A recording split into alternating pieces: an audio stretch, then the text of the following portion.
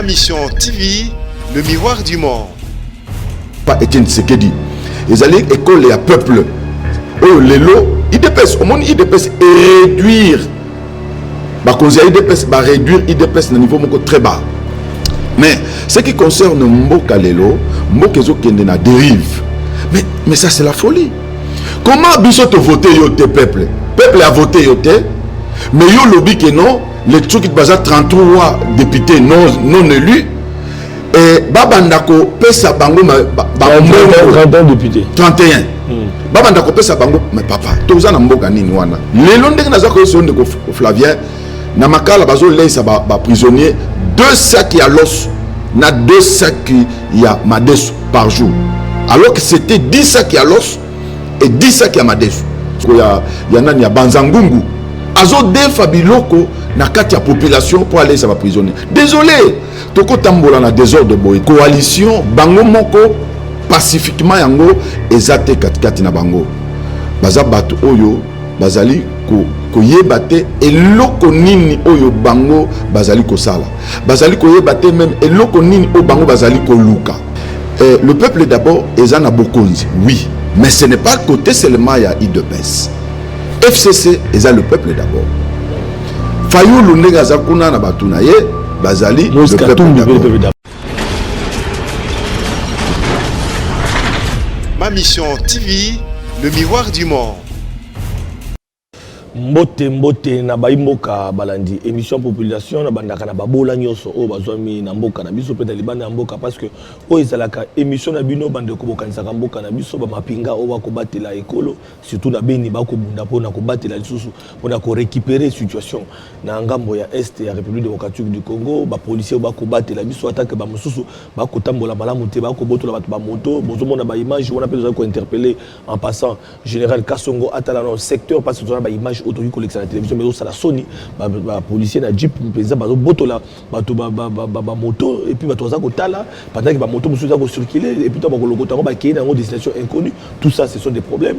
Bande ko balandi lisusu ba enseignant ba médecin bande ko belé ba débrouillard ba chayer o ba bundaka ba mama bi popola ba mama na mokana tongo ba mama ki na kazando ko teka pona ko lesa ba bota bozali ebelé l'émission ba bola ba congolais diaspora. Bande ko balandi bonne année 2020.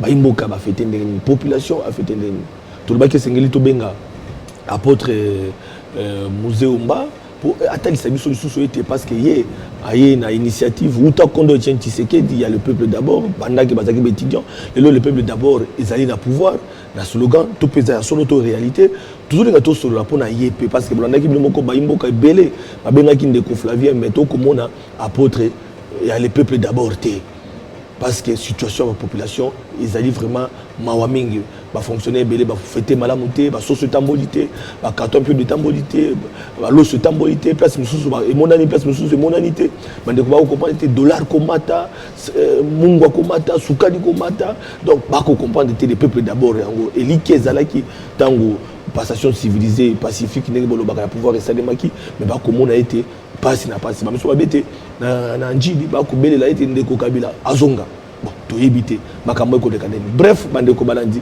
to lobaki na koloba mingi te singaki na benga ye mokambi ya le peuple d'abord yepe ayebisa biso ako vivre na population le peuple d'abord o yazo kumba na ko pesa raison na bande ko lamuka o lobaki te le peuple d'abord zaka slogan il ko na quantité to yebité voilà émission population to lobaka nyo so population ko kanisa mbote apôtre Paul mbote ndeko Flavien na koloba mingi te le peuple d'abord bonne année 2020.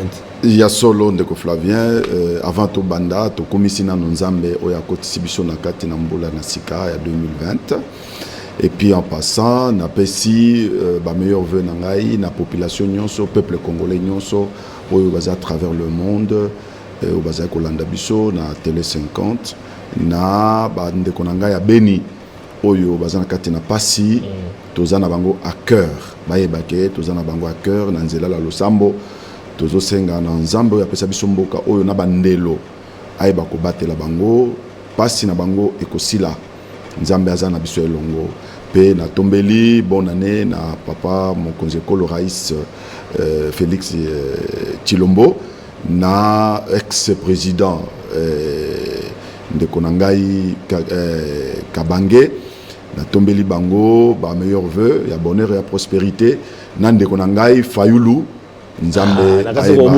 ko batela ye sikazali na bandeko nyonso o bazotambola na elongo. Voilà un peu pour ça nazaki nango ko pesa bango d'abord ba meilleur vœu na population kimi bango pour réclamer pour basengi ozonga na na kimi population pour réclamer ba très bien que toza na bango elongo na tango mais loko moko tozongi to lakisa bango ete mboka tango ezali ko kambama ezokambama na ba eto pona oyo topona na présidence oyo topona na parlement oyo topona mais koza na opposition na bango biso za peuple ya on a ebisaka yo que le mouvement citoyen le peuple d'abord eza ya IDPST non eza ya peuple nde apesi IDPS bokonzi wana apesi FCC bokonzi apesi Fayulu pe azana kati opposition, c'est-à-dire que le peuple d'abord eza état d'esprit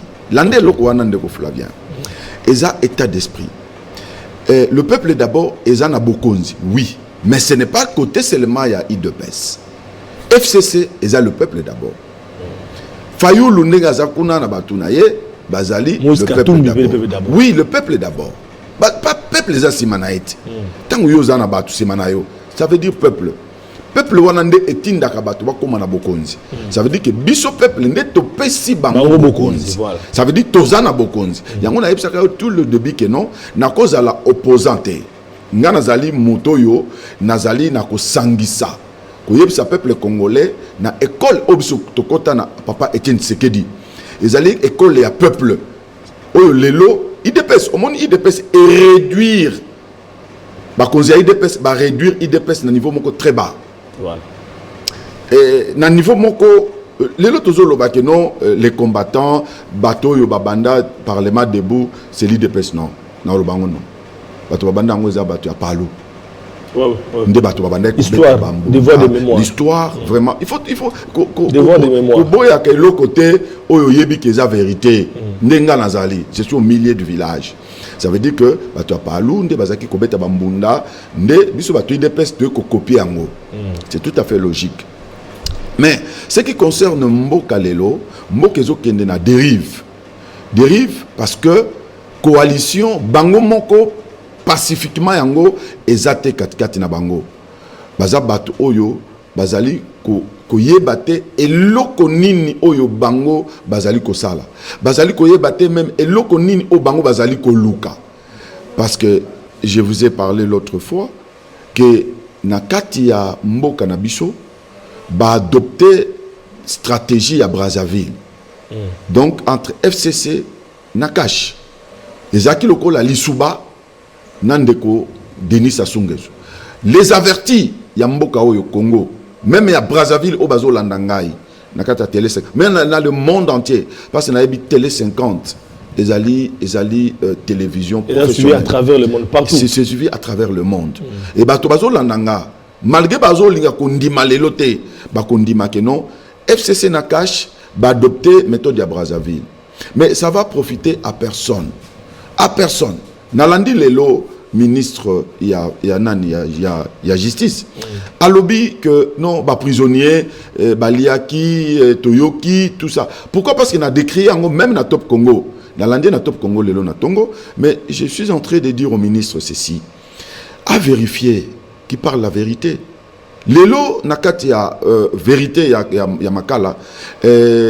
ba prisonnier ba bande kolia peut-être 10 sacs ya l'os bato lumbe bakende ki na prison makala ko s'informer lelo ndenge naza ko sonde ko Flavien na makala bazo leisa ba prisonnier 2 sacs ya l'os na 2 sacs ya madesu par jour alors que c'était 10 sacs ya l'os et 10 sacs ya madesu.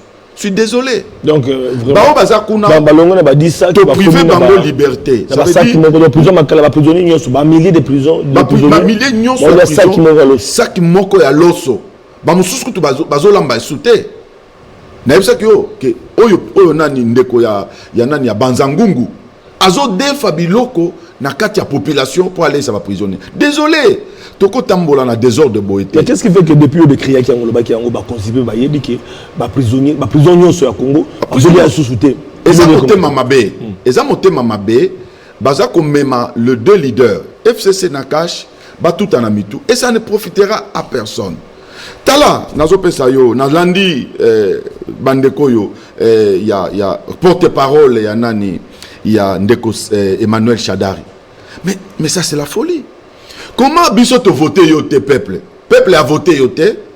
Mais yo lobby que non, les Tchoukit Baza 33 députés non élus. Et Babandako pesa bango 31 députés. 31. Babandako pesa bango mais papa, toza na mboka nini wana. Et puis bakeko funda. Mais na kosenga na même na procréer wana. Azwango non recevable. Bako vendre la même été peuple a ponioté bokei kosamba na niveau ya nani ya cour constitutionnelle a rejeté yango que non ba élire binoté mais bozo déclaré parce que boza batu FCC non to boyango eza ba anti valeur voilà les mouvements citoyens le peuple d'abord oyebi batu ba yebisinga ka batu FCC o bazana kati ya mouvement na biso le peuple d'abord ndi balobi non.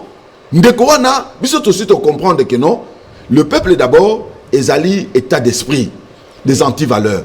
Oh to yoki kuna président la biso ezaba anti-valeurs. To boy yango bango bako futa maté les 31 députés basé la 2023. Ceux qui bako voter bango bako futa mbongo yango za bango.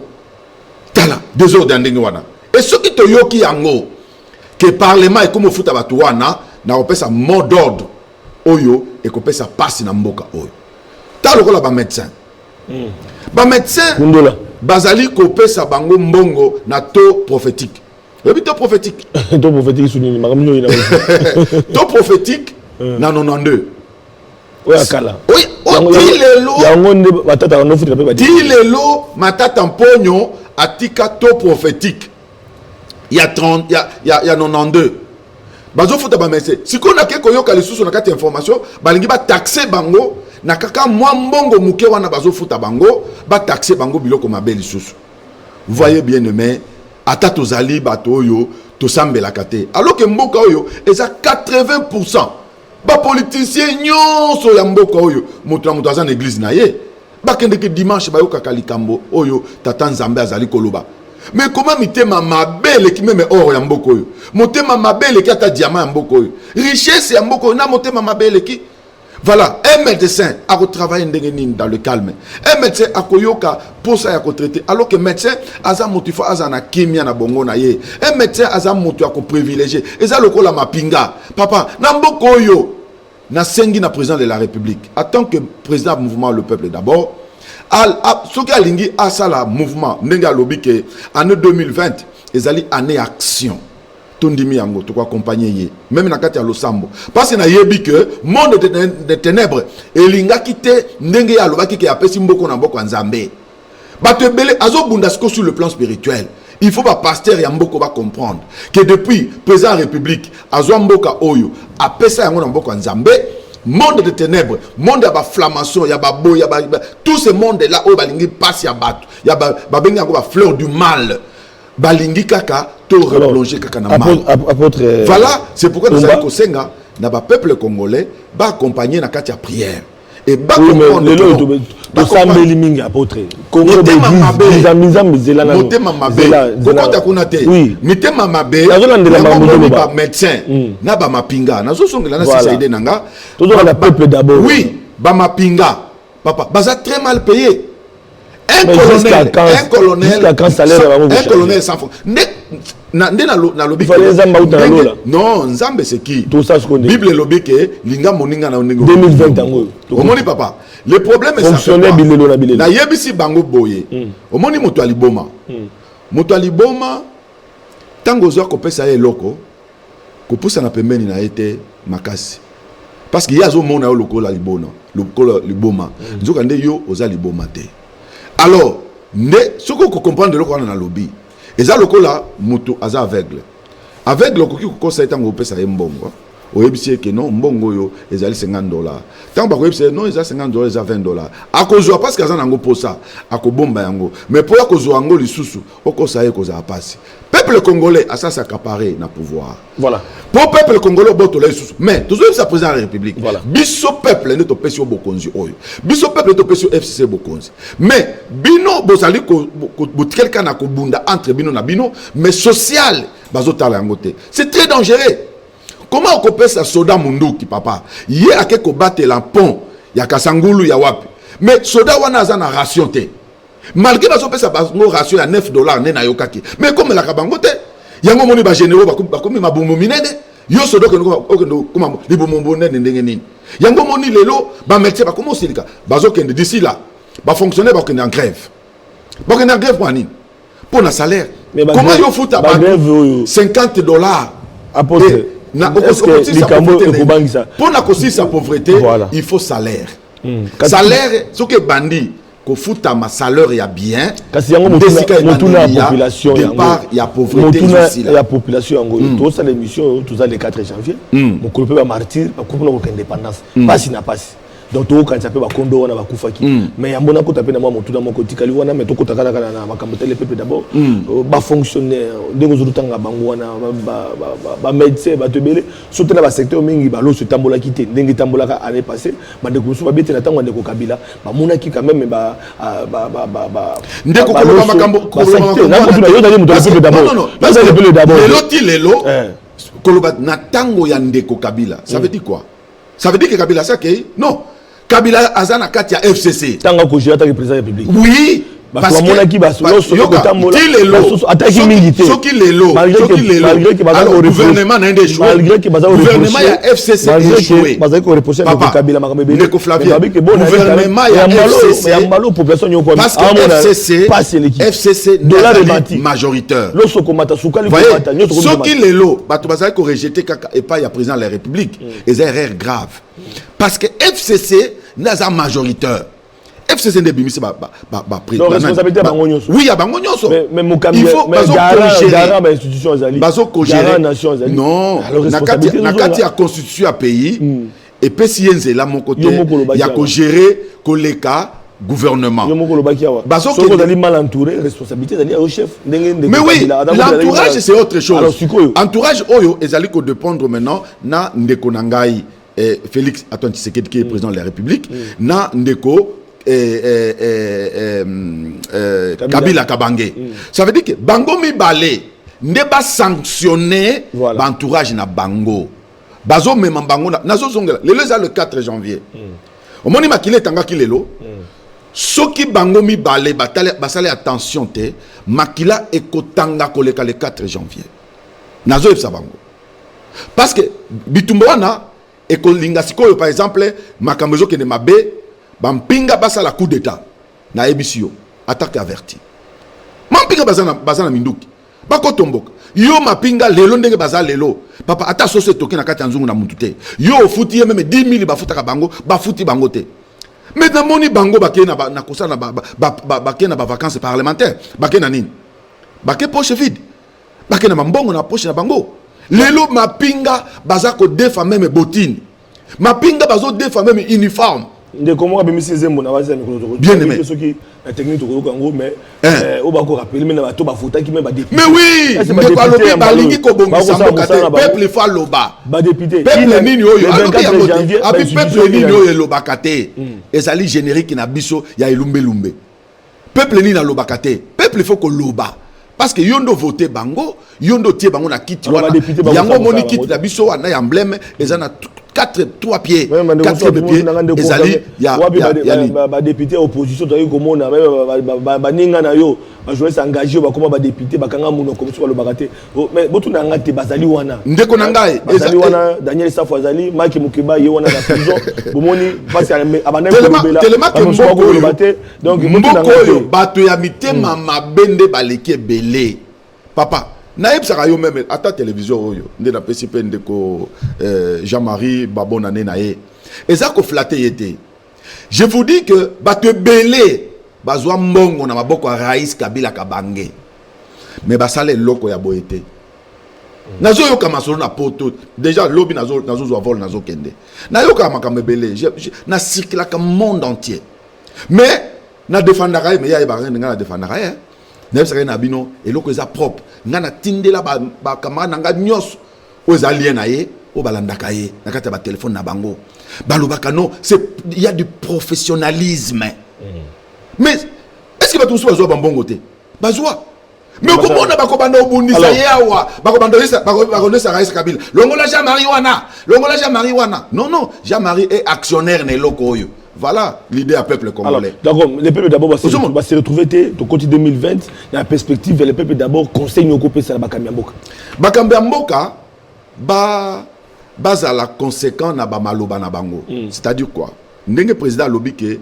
2020 eza année action action à liboso salaire action à mi balé santé soka bandi na biloko na mi balé ça veut dire que social salaire d'abord bamboudi 1 boudi 2 salema ti lelo ba enseignant ba ko zo mbongo tangu ba pesi bango 200 sur combien wana OK eza début mais soki salaire ezate même ba commerçant ba côté ka bien té même ba kolonda ko ba kufuta banda ko na bango bien té donc trouble les okokota parce que social est un salaire en 2020. Babanda na salaire bande gonyo va se retrouver salaire à bien. Ceux qui ont stoppé même basso de moutons va stopper.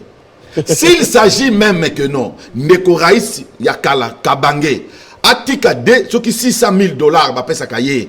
Atika là bas médecin pendant 3 mois va payer sa médecin. Et cause à la malam. Ceux qui président de la République na évité combien à parce que là on a Congo ba pesa ka dani il y a ex-président de tout Toyoka mais à président Toye Baraté ceux qui a combien a pesa au moins ndeko nani oh ya nani États-Unis a pesa salaire na ye azoaka ka $1 par mois na sengi na ndeko Félix président de la République renoncer na salaire na yo pendant 4 mois ndeko Raïs Kabange a renoncé na salaire na ye pendant 4 mois bazo mbongo wana ba pesa ba soda ba pesa ba médecin. Voilà la proposition là. Est-ce qu'on va revivre non, parce qu'on a avantage et belé. Voilà. OK, la président. Voilà la proposition. Proposition la président. Ba ko kipe ko sala yango. Et bon ba député. Ba député ba diminuer bango salaire. Ba kolinga. Ba diminuer. Ba kolinga te koma kasi ndeja lelo yango wana. Yango na yebisa bango na bi. Omoni lelo. Ba tunyo so balinga ba député. Pona ni. Même Moutazaki n'a commerçant, alinga comme député. Même Moutazaki Moyembi, alinga comme député. Né comme les locola même, les locola lelo. Na ki pastora, comme Moutunyo. Moutazaki Moyembi, alinga comme pasteur. Moutazaki, Azalaki mère sokola l'église, alinga comme pasteur. Yango mona pastora et baby. Biso ba pasteur, neto baby simboko au Congo. Parce que ba tutu, oyo bazana kati ya gouvernement. Ndeko nani Félix azan église na ye ndeko nani Kabange azan église na ye azan Baptiste ba Fayulu ba tunyo sona bazana kati ya église mais ceux qui biso ba pasteur to beti ba to na sete ko laksa bango bolingo na nzambe l'amour de Dieu mboko eko donc on va passer parce que nzambe pe ba responsabilité yango na sengi ba 2020 ba pasteur nyonso bazo wa makoki ya côté ba ndimina kati ya église na bango ba autorité basambela ba autorité ba yesa bango que non Yesu Christ azali kozonga mais siko tango Yesu akozonga akotuna bino nini peuple congolais azakolela bino ne kozolelisa bango parce que biloko nzamba apesa biso na mokili oyo diama boya boye ezokende wapi alors peuple faut se retrouver na année oyo na mapinga basomba susu kosomba su yo moko tenite mapinga nyos na yesi bino ke biso peuple ne tozo sala ete bino bozo la solde na bino il faut bino bilamba biloko kolia voilà mingi pour 2020 la moni action mingi tia mapinga tia ba fonctionnaire tia banani oui parce que nzambe to 2020 nzambe liboso na biso alors nzambe akoki otambola na bosoto te matondo to komi na suka apôtre nde yango wana na sengi ba pasteur nyonso ende Flavien ba pasteur nyonso ba beta sete na église na bango parce que biso ba Neto baby simboka. Tozali premier corrompu.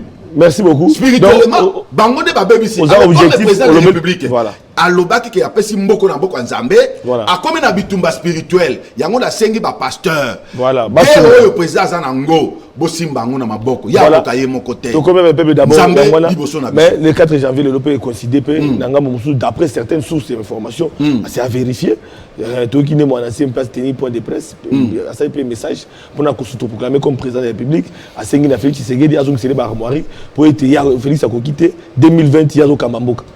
Bon, bon, ndeko. Voilà. Omoni nakati ya matoi salité za nakati salité za nakati ya matoi moto yazo bimisa ngonda koyeba. Donc on a sema ebelo azo loba.